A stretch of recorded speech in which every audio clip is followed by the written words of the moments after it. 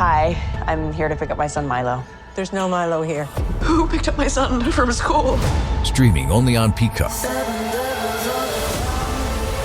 I'm gonna need the name of everyone that could have a connection. You don't understand. It was just the 5 of us. So this was all planned. What are you gonna do? I will do whatever it takes to get my son back. I honestly didn't see this coming. These nice people killing each other. All Her Fault, a new series streaming now only on Peacock. Dripping in gold? That's cool. Dripping in Velveeta's supremely creamy golden cheesiness? That's respect. Elevate your drip with Velveeta's range of outrageously delicious dips and dishes. Shells, cheese, melty blocks, and heat and eat queso that go all in on indulgence. Flex on your fam with a creamy, cheesy masterpiece and go all in on what you love with Velveeta. Respect the drip and satisfy your cravings. Bring home the drip with Velveeta.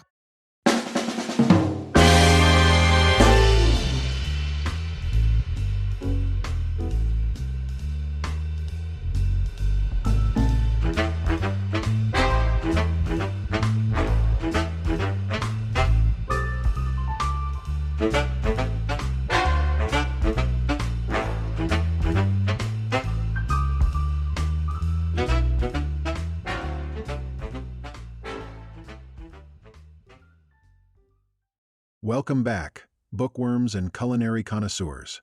You're listening to The Well-Seasoned Librarian, Season 16, Episode 11. Today, your host, Dean Jones, is stirring up a conversation that bridges culture, tradition, and incredible flavor with a celebrated culinary star. We are diving into the rich tapestry of Indigenous and Mexican-American foodways with Pyet DeSpain, the first-ever winner of Gordon Ramsay's Next Level Chef. Chef Pyet is here to share her passion and the stories behind her debut cookbook, Rooted in Fire, a celebration of Native American and Mexican cooking. This isn't just a collection of recipes, it's a vibrant fusion that honors the deep connection to the land and to one another tribute from an author whose very name, Pyetwetmokwe, means something loud coming over the mountains towards you. From her heritage with the Prairie band Potawatomi Nation tribe and her Mexican-American roots, Pyet shares more than 60 mouth-watering dishes, highlighting essential ingredients like bison, native berries, and squash. Pyet writes that this book is about giving a voice to Indigenous people, connecting home cooks to ancestral foodways, and fueling that vision with fire and purpose. Rooted in Fire is available everywhere tomorrow, November 18th. Get ready for a flavorful, meaningful, and genuinely well-seasoned conversation. Please join me in welcoming Dean Jones and the remarkable Pyet DeSpain.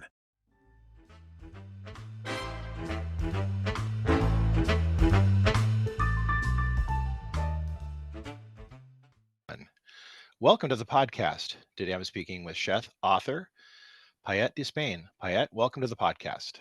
Thank you for having me. I appreciate it. Pyet, I want to talk about your background a little bit. Can you share a bit of the influence of your upbringing on the Osage Indian Reservation and shaping your initial passion for cooking? Absolutely. I grew up with my grandmother on the Osage Reservation in Pawhuska, Oklahoma. And my early years were really spent, obviously, with her. So her home was home to me. Like, that's what really resonated as a place of home. And so even when I think about it now, that was like a very nurturing space for me. And as far as like how that impacted my childhood, you know, we had the opportunity to go to ceremony. And although I was a young child, looking back at the things that we were surrounded with, community, and just really being fully submerged into the indigenous communities was something very different than if you were to go to an urban city, a more metropolitan area. It's a little bit of a smaller town vibe. And Pawhuska at the time had about a population of maybe 8,000 people. So it wasn't a huge town or anything like that. Everyone knew everyone. But especially when it came to everyone looking after one another. And that was something that was really special to me. But you would also see all the aunties and the uncles and everyone at the ceremonies. And cooking was a huge part of that. And so I just remember seeing these huge, big old pots on the powwow grounds getting filled with all of these ingredients. And the grandmas and the aunties were out there cooking. So the women were primarily cooking for a ceremony. And they would be cooking for all the families. And each family had their own dinner. and you would get invited to different families' dinners during the ceremony dinner. And so that was something that I remember seeing and being at the table and just looking at the table. And there were all these things that I'd never had before.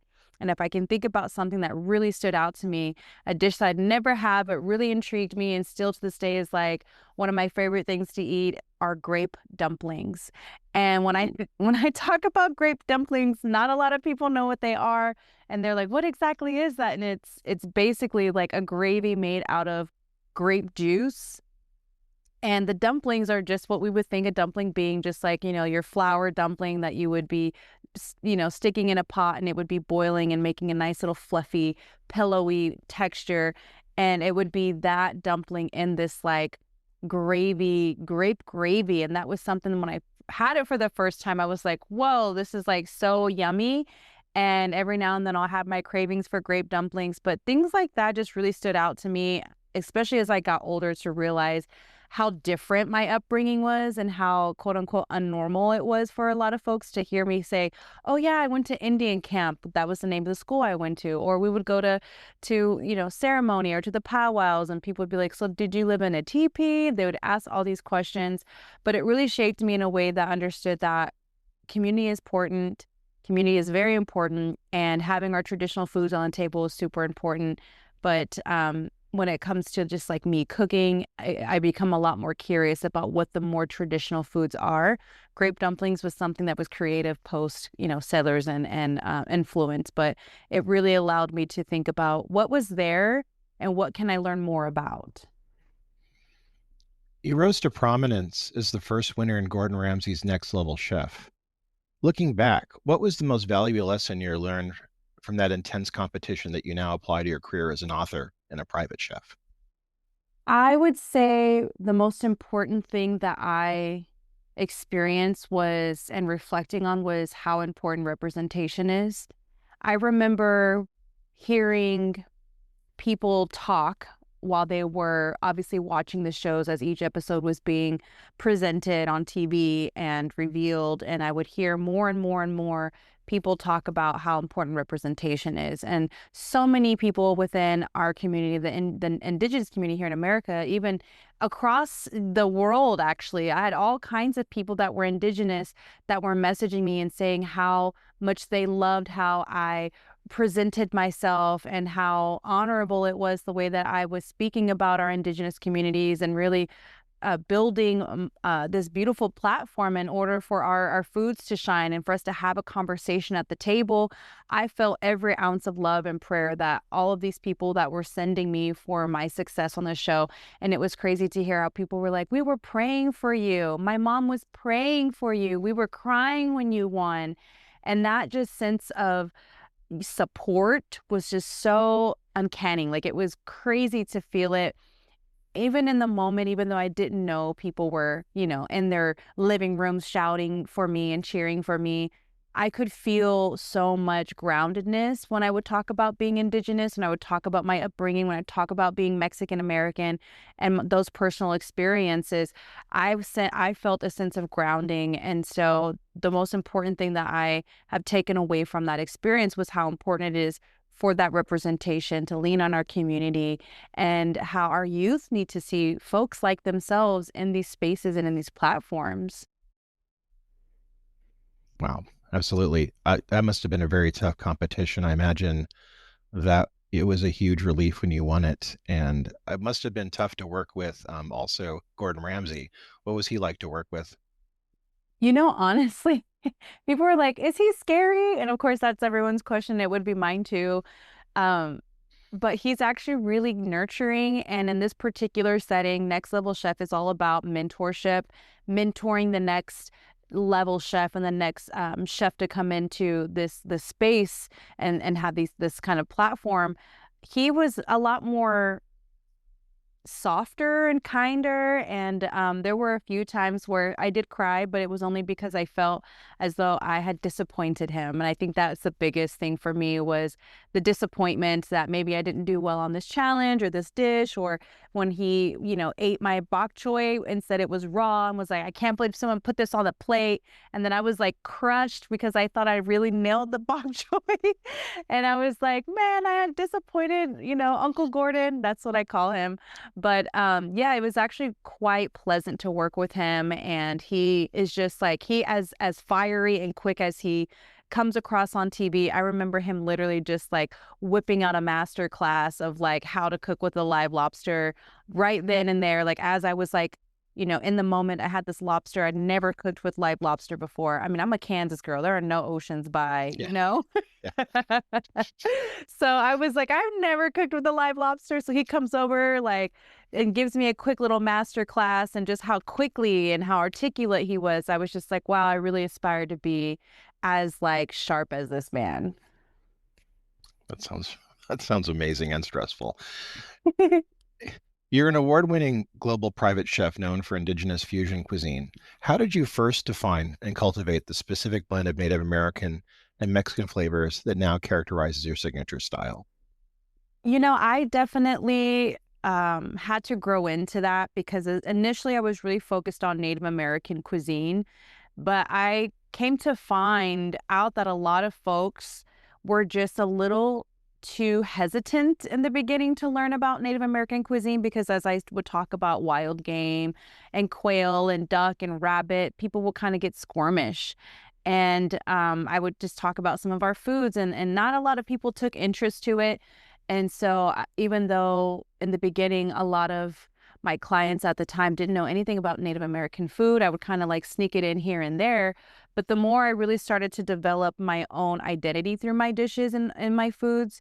And at the time I was, Chef's Table on Netflix. I'm not sure if you're familiar with that show, but it's an incredible show. Yeah. If you love food, you know about Chef's Table. Now this show specifically really just lit something inside of me that, I don't know, it just really allowed me to reflect and think about myself and that particular, viewpoint of like, if someone was interviewing me, what would I be saying about my food and the dishes that I create and the ethics behind my food? And that's when things really started to meld together as far as my heritage and bringing these fusions together, because I was like, I really just want to represent myself the same way that these chefs do. They talk about their journey through not just life, but their culinary and their professional journey, and how they come to find themselves at this point where they have this very niche or specific type of cuisine that they cook in this way that is so poetic and beautiful. And I was just like, man, I want that for myself, because at the time I was just cooking food that my clients wanted, which were the keto, paleos, all of these like trendy diets. And I got really burnt out on that. So the fusion came about when I started reflecting on my own story and my representation in the food that I was cooking. And I said, you know what? I just want to cook food that represents myself. And I'm Native American and I'm Mexican American, and I'm just this like modge podge of things. And this is what I grew up eating. And that's really how the fusion came about. And when I started fusing these cuisines together, obviously a lot of folks know about Mexican food. So being able to introduce the native food along with it was a lot easier to do and more palatable for those that aren't as adventurous. And so my clients were a lot more receptive to trying the bison and trying wild game if it's on a tostada in a way that they've had it before, or in a taco, or in, a tamale, or if I was, speaking a language that they understood when it came to these dishes, they were more receptive to it. So that's how I found kind of my in on being able to sneak in the indigenous foods. And then they got to learn about how similar they are at the end of the day. You have a new book out today, Rooted in Fire. And I want to talk about the book a little bit and talk about if you can share a personal story about how a traditional dish from your culture inspired a new fusion recipe that kind of created the nucleus for your idea for Rooted in Fire. Definitely. So one of the recipes in the book that I feel really melds my heritage together and that I grew up eating from my childhood was chili colorado. So this sauce is made with dried chiles. You have your guajillos, your ancho, your arbol that brings in that nice like spicy punch.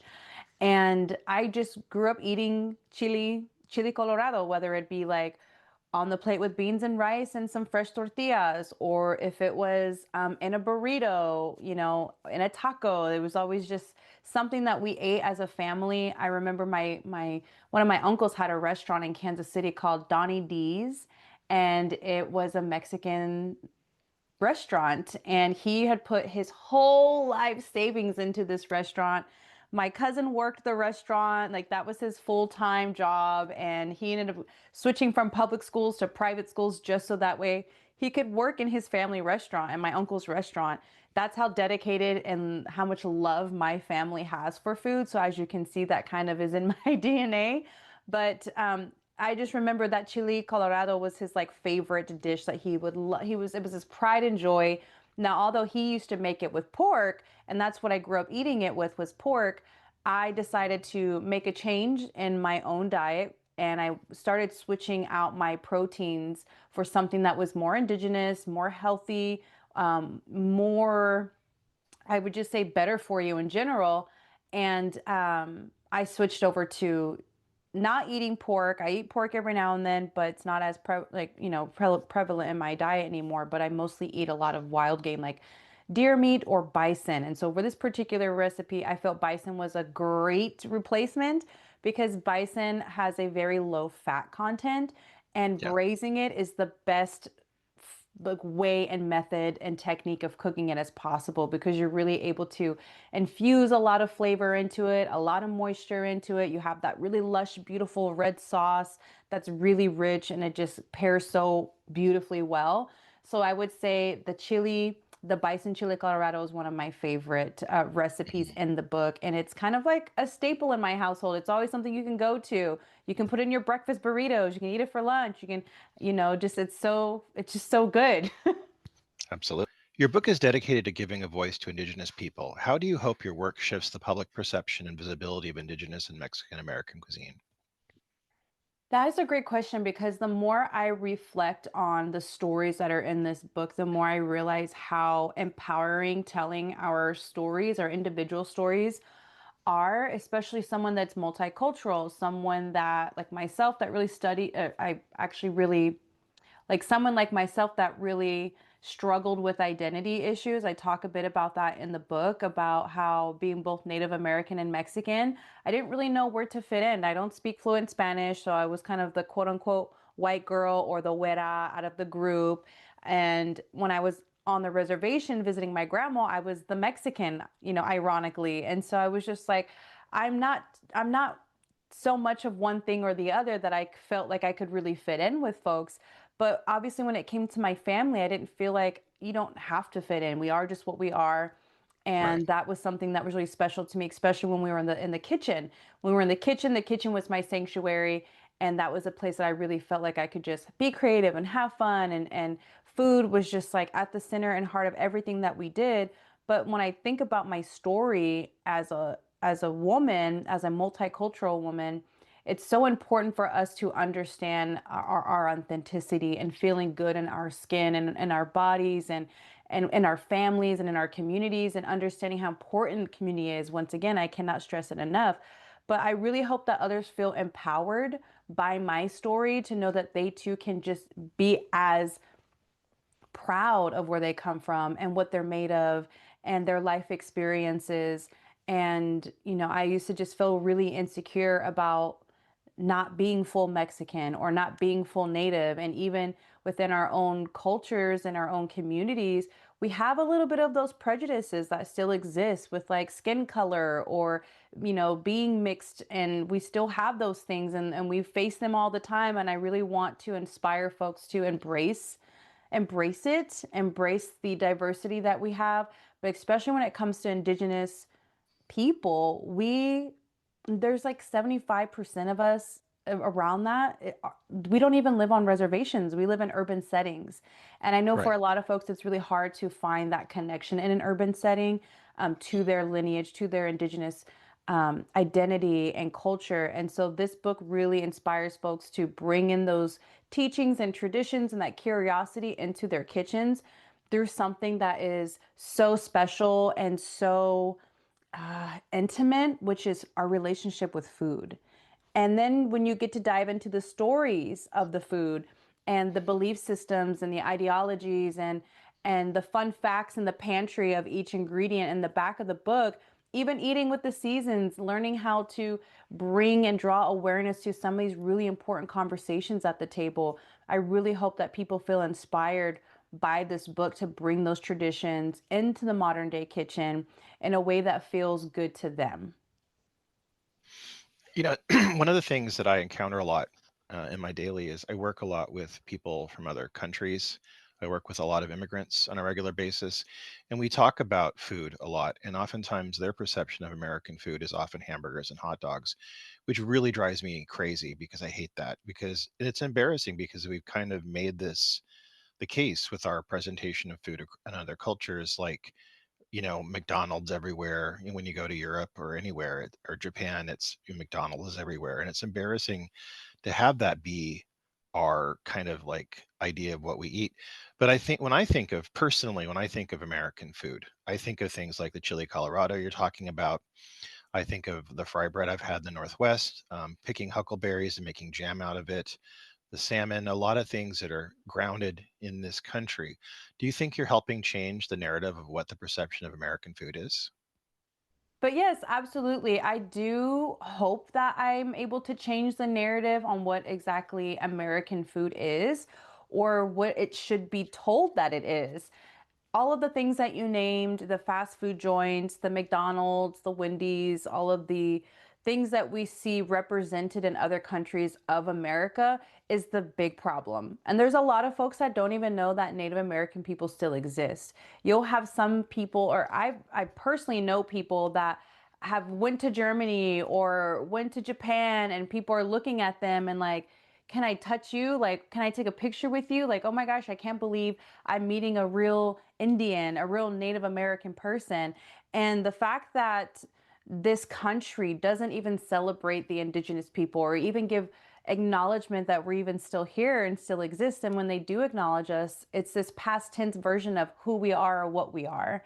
And I hope that this book really allows folks to understand that a lot of the foods that are in our grocery stores aren't indigenous or rooted in indigenous ingredients from this country. The potato, for instance, it's not an Irish thing. It comes from South America. The tomato was, domesticated in Mesoamerica. Corn, one of the biggest, most cash crops of the world, corn is indigenous to the Americas, and it wouldn't be as powerful as it is today without indigenous knowledge, without the indigenous people at once upon a time ago in our history teaching the settlers how to grow this crop and how to plant it and how to utilize it. But there was obviously a lot of the education and the knowledge that wasn't passed down, probably for good reason. But there are over 2,000 species of corn. And we only get to see that one variation, that one golden yellow corn, because it's the easiest to cultivate and grow. And now it's so far from the original genetic makeup of what indigenous corn even is that it's hard to even say, hey, that's an indigenous ingredient, but it derives from something that is. And so this book really allows folks to peek into those stories, to understand where these ingredients come from, to understand the beauty of them, the storyline. Just like you and I, Dean, we have stories of where we grew up and what we're made of and where we ventured out to and where we migrated to and where we are today. Our foods have those stories as well. And this book really allows people to think about food in that way and also connect you to the food all the way down to the soil, to the land, and a placement in where you are. And it really, I hopefully, like you said, does rewrite the narrative for folks. I feel as though this book is a good entry point for anyone that is interested. And I think that it will definitely awaken a lot of questions and curiosity for people to really dive in deeper and seek more knowledge about indigenous foods.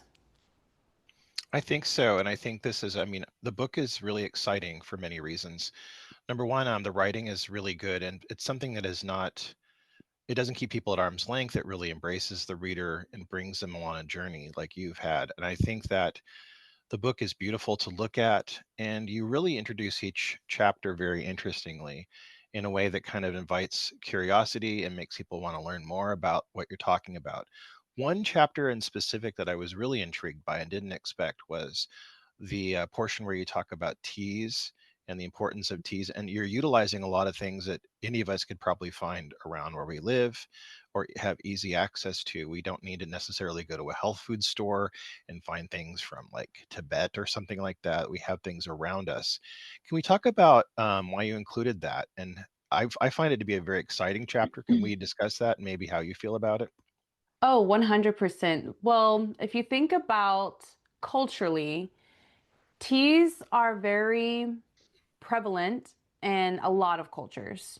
Hmm. And I would say here in America, we don't necessarily have our tea time as they do, the British do or anything Yeah. like that. We favor, coffee and things like that. That's kind of like our big social constructs, or not construct, but like social behaviors are really revolved around like, hey, let's go grab some coffee. Coffee is really huge in America.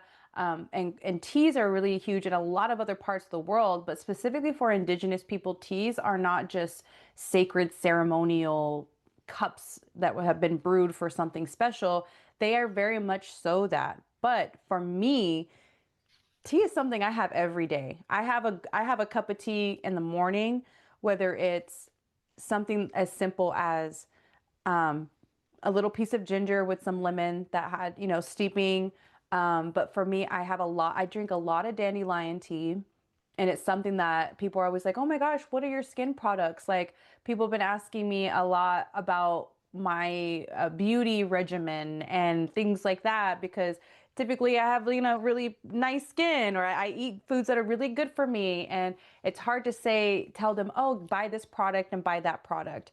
It's more so how you're taking care of yourself on a regular basis and taking that moment to like have to brew a cup of tea or a pot of tea is something like really special for yourself.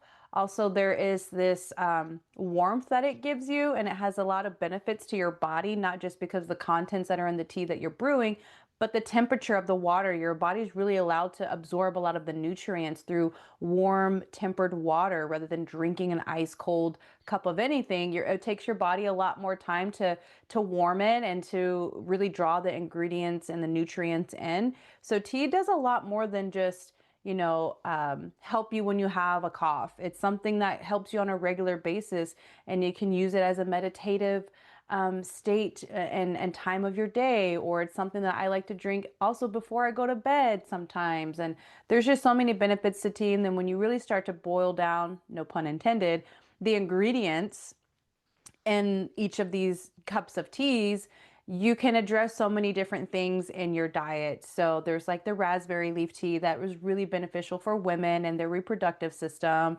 And when they have that time of month, it's a really good tea for them to be drinking.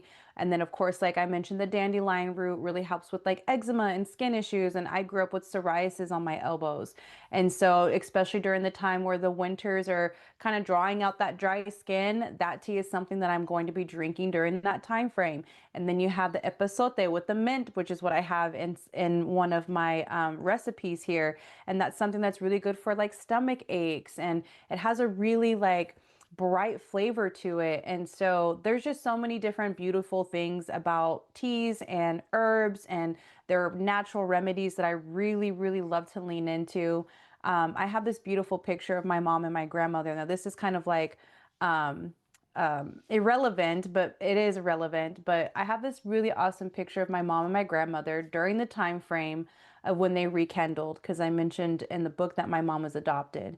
And so Yeah. when she was rekindling, one of their daughter and mother dates was a tea party. They went and had a tea party time at this local tea shop that was hosting like people to come in and have tea time and little sandwiches and whatnot.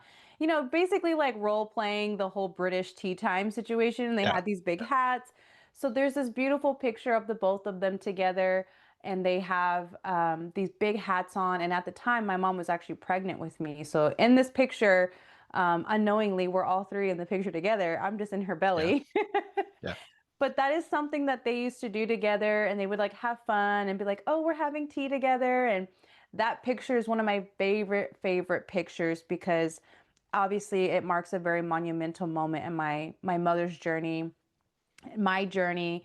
But it was them having fun during this like cute little like photo op opportunity, but also it's that tea. I don't know, there's just something so sacred around the tea time of it being fun.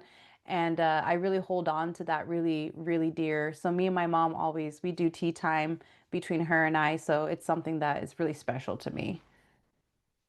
I want to talk about some of the recipes and how you kind of uh, put some of your personal, thoughts into the recipes, like the Three Sisters salad, how it references a profound genius of spiritual depth of corns, bean, and squash, their relationship. How does that philosophy of mutual support translate into your approach to cooking and community? That is such a good question because the three sisters, as you mentioned, are the beans, the corn, and squash. And each of Yeah, these ingredients, they hold a very special significance for both Native and Mexican people. And there have been both of these groups of people have survived off of these foods for a very, very long time. And when I learned about the three sisters, I learned it from more so like there's a story that talks about the three sisters and describes the three sisters, and it's kind of like a children's folklore tale. And then when I right. realized that they were really talking about the actual plants, then I was like, wow, this is actually pretty cool. So it was like, oh, the big sister has long blonde hair and she wears a green sweater, and of course that's the corn. So the story in the folklore tale really goes to like describing these sisters, but they're actually plants and food. But the symbiotic, relevance to it that I like to bring into my own cooking, into my own day-to-day life is just the understanding that we are all like the three sisters when we are put together and stay together and help support one another, we can really thrive. And that's that same mindset that I like to approach with life is just, community is very important. I'm a community built woman. Had it not been for my family, my community support, I don't know where I would be in the world or what I would be doing with my life. But I just know that everything I do is rooted in that community and that sense of empowering and encouraging one another. And that same method that we think about the three sisters, beans, the corn, and squash, really growing together.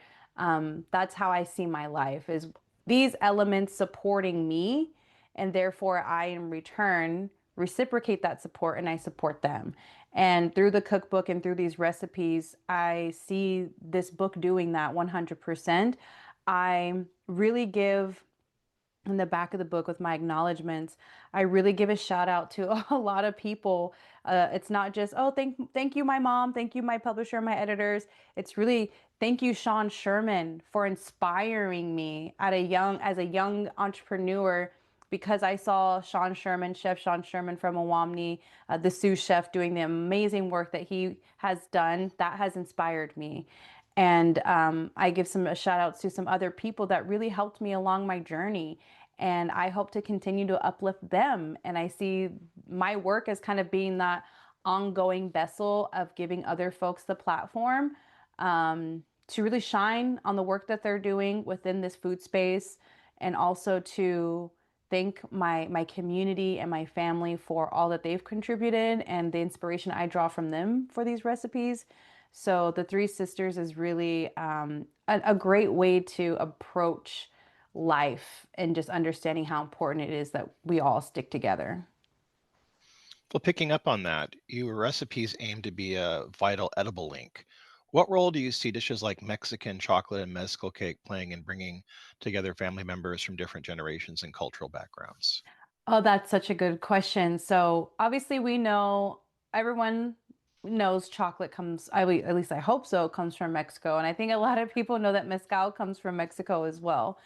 For me, my time spent in Mexico, in Chihuahua, Mexico, with my aunt, and that's where my uncle's family comes from. He's in our family by marriage, so I don't have any like direct lineage to his family in Chihuahua, but I fortunately had some time spent there when I was younger, and I just remember like his grandmother basically like every hour just asking if you want coffee. Like they drink coffee. It's like cafecito. Coffee is such a huge part of Latin culture, Hispanic culture.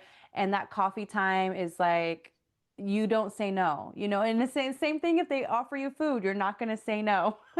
So sometimes, being able to cut up the savories. There's a nice little piece of cake that's in there with your coffee. Yeah, we both have our coffee this morning.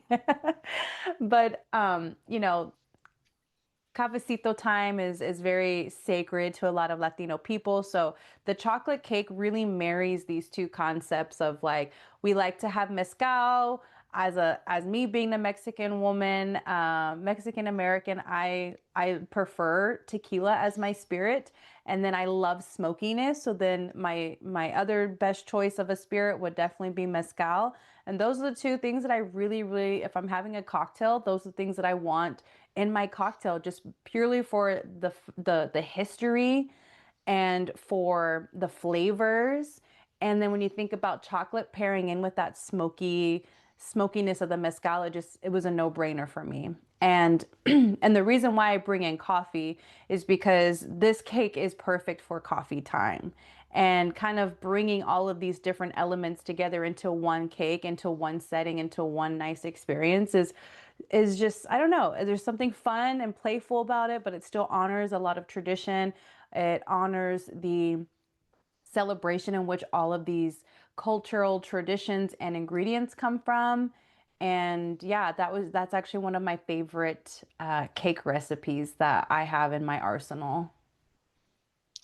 The title of the book it's a really great title. It really kind of brings the reader's eyes to it and really kind of attracts the eye. And it suggests an elemental passion. What does the concept fire and purpose mean to you in the context of your culinary mission? When I started my culinary journey, it was a little rocky. I will be honest. I was going through a huge transition as a young adult. I had a really close family member of mine pass away during the beginning of my, wow, this is so crazy. I just had like a full realization as I said that out loud. But so I had a family member that passed away at the beginning of my culinary journey, and it was my aunt. And her and I were raised together like sisters. She's actually my cousin, but in our traditions, when her father passed away, my grandmother stepped up and adopted her as her own child. So then my cousin became my aunt. And there's Right. a lot of those kind of stories that then are Native American and our indigenous communities where even like a family member or a friend of our community, if their parent passes, you adopt them, or if someone passes from your family, you're adopting people into your family. The reason being is you keep your family full and you take care of one another.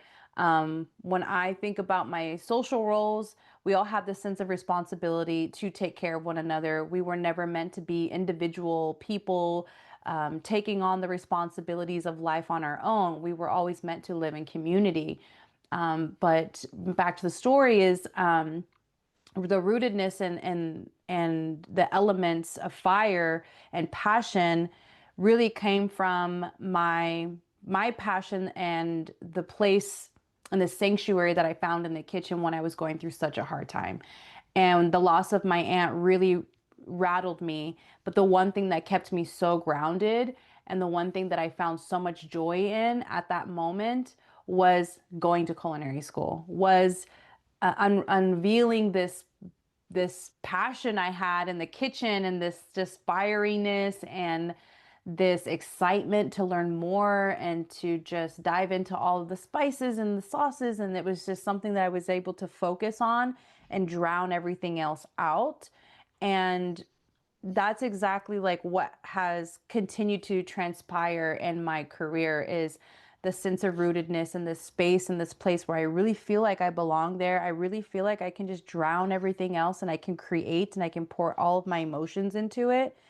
And then if we think about where I'm going next or where I've been, that same passion, that same rootedness has always been there because of where I grew up, because of the people that I see supporting me, the people that I see, just fighting for their livelihoods every day, my family, what I want to do for them, how I want my mom to retire soon. My mom works in housekeeping, and if anyone knows anything about the hospitality industry, is there's a lot of hours that are worked, a lot of hard, intensive labor, and I want my mom to eventually one day be able to rest.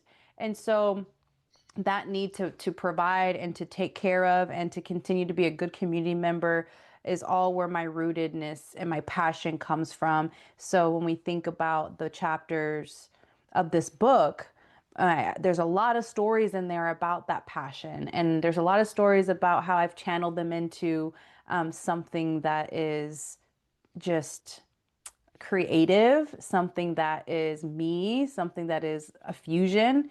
And so the recipes reflect all of that. The recipes reflect all of these little collection of stories and intimate moments with my family, or just things I learned along my journey of reconnecting. So all of that is really rooted in fire, quite literally, the fire and the passion that really is inside of my heart. So the book is out today as of this airing, and I want to, let people know that there are links in the bio to purchase the book, and you can get it at all better bookstores, of course. And I wanted to ask, how does it feel now for you? Does it feel real? I mean, you went through the process of thinking about the book, conceptualizing it, pitching it, going through the process of editing it and working with the publisher. How does it feel now that it's in people's hands? It feels really scary. Obviously, because it's a vulnerable thing as an entrepreneur and as an individual to just really bare your soul for the world to read. But also I have recipes in here that I know some aunties are going to be like, no, no, honey, this is how you really do it. And this is really just my heart on these pages, little bits and pieces of my heart scattered throughout the book. All the things that I'm passionate about, all the things that I think are important for folks to know about our culture. And it's a little nerve-wracking only because I am just, I wouldn't say nerve-wracking. It's maybe so just, I'm obviously excited. And I've actually learned to change the word anxious and scared into excitement, because our bodies will register as excitement and not fear, not anxiety. So I am excited and I'm anxious to see what people say, how people are going to like it. I'm anxious for people to try out their recipes and to try something new and explore things that maybe they do know about, but maybe here's a different way of approaching the method and the curation of that recipe. And it's really a starting point for a lot of folks to read, obviously, about Indigenous culture. So I hope that more people get really interested in it. So it's exciting. And it's been a labor of love. It took me exactly 3 years from start to finish, from signing the contract with HarperCollins to now it being officially out in the world, a breathing, living thing of its own. And I'm able to let go eventually. But right now I'm still like, clenching it tight, like, okay. But it has to live and breathe, and it has to go. And I pray that it falls in the right hands and the right hearts, and the people that read the pages can really feel all the love that went into it. I think they can't help but feel that. It's really evident in the writing and in the visualization and conceptualization of the book. It's gorgeous. You did an amazing job. You can't be anything but proud, I'm sure. Thank you. Yeah, definitely proud, 100%. And it made Amazon's editor's pick of best books of 2025. So that's a really good way to start this whole book launch. So I'm really proud of that for sure. Pyet, I want to thank you for being on the podcast. I've loved having a chance to talk to you. And again, I'm going to remind everybody that there are links to purchase the book in the bio. And again, it's at all better bookstores. Support your local bookstores. Pyet, thank you for being on the podcast. Thank you.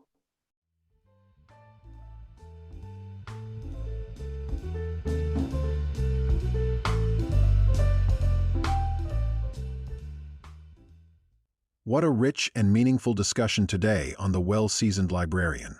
We owe a huge thank you to our phenomenal guest, the award-winning chef and illuminating author, Pyet, for sharing the passion, traditions, and stories woven into your debut cookbook, Rooted in Fire, a celebration of Native American and Mexican cooking. If you are eager to bring the fusion and flavor of Indigenous and Mexican cuisine into your own kitchen, DeSpain's book, Rooted in Fire, is available today, November 18th. You can find direct links to purchase this beautiful book, as well as Pyet's bio and social media, right in the description and show notes for this episode. From all of us here at The Well-Seasoned Librarian, thank you for listening. Until next time, We will see you in the library. No one should have to choose between their own safety and their pets. But nearly half of domestic abuse survivors delay leaving because they can't bring their pets with them. Purina is helping to create more pet-friendly domestic violence shelters through the Purple Leash Project, so survivors and their pets can escape and heal together. Visit Purina.com/purple to learn more. Hello, I'm Diane Morgan. If you know who I am, you know who I am. If you don't, who cares?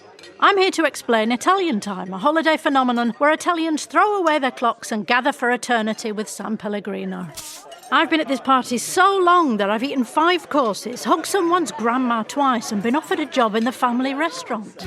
So this holiday season, make sure to bring enough San Pellegrino to last you through the meal, the after meal, and the entire goodbye ritual. San Pellegrino, holiday on Italian Time.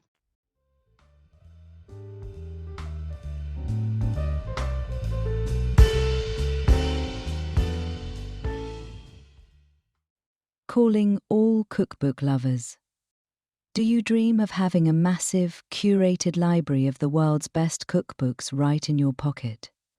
Stop dreaming and start cooking. CKBK is the ultimate digital cookbook library, giving you access to nearly 1,000 full cookbooks from top authors instantly.